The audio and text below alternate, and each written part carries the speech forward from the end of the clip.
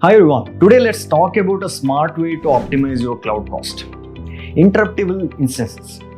Interruptible instances are the spare resources offered by cloud providers at huge discounts. These instances can be taken back by the provider at short notice. Some popular examples are AWS Spot instances, Google Privable VMs. They can save you up to 90% compared to on-demand resources. But how do you effectively use them in production without risking performance? Let's break it out. Let's start with AWS Spot instances. These are unused EC2 instances that AWS offers at discount prices. Think of it as AWS renting out their spare resources. You save money, right? So the trade-off is that AWS can terminate these instances without just 2 minutes warning, right? Other cloud providers offers very similar options. Google Cloud has Privable VMs, which comes with 24 hours usage limit and 30 seconds warning. Azure offers Spot virtual instances, where instances are delocated based on the capacity, right? While the name differ, the idea is the same. Use spare capacity at a lower cost, but be ready to handle the interruptions. Not every workload can handle the interruptions, right? But there are plenty of scenarios where these instances works perfectly.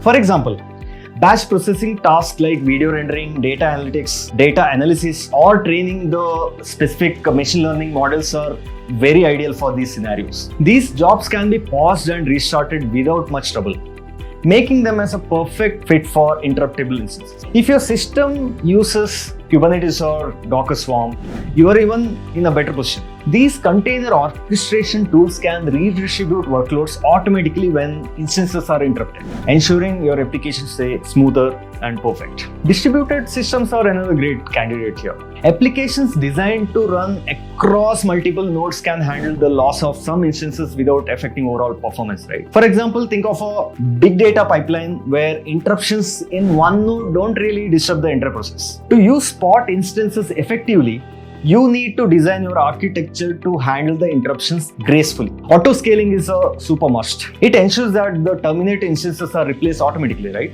Using tools like AWS Spot Fleet can also help. Spot Fleet manages a group of Spot instances, so even if some are terminated, you still meet the capacity needs. Another important strategy is diversification. Instead of relying on a single instance type or a region, spread your workloads across multiple types and locations. This way, impact of any single interruptions can be minimized. Interruptions are part of the deal, but with the right strategies, they don't have to disturb your workloads. AWS provides a 2-minute warning before terminating a Spot instance. Use that time to save progress or shift tasks for other instances. For tasks that takes longer to complete, checkpointing is essential, right?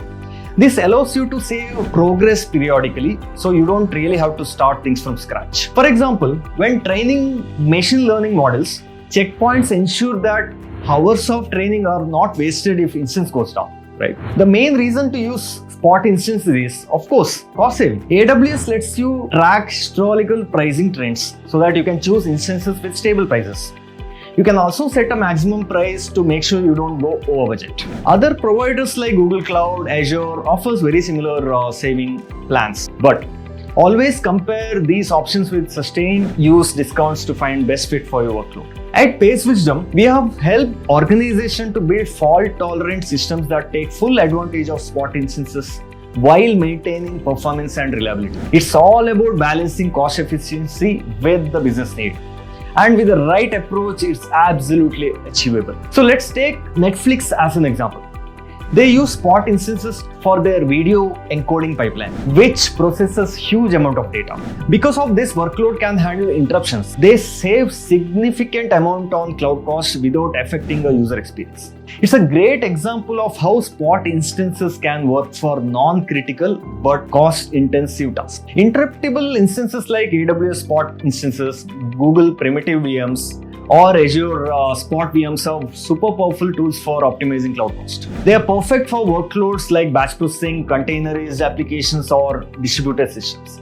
By designing a fault-tolerant architecture, using tools like auto-scaling monitoring tools carefully, you can save a big money. If you're looking to make your cloud infrastructure more cost efficient and resilient, interruptible instances are definitely worth exploring. Thanks for watching. I'll see you next time. Bye-bye.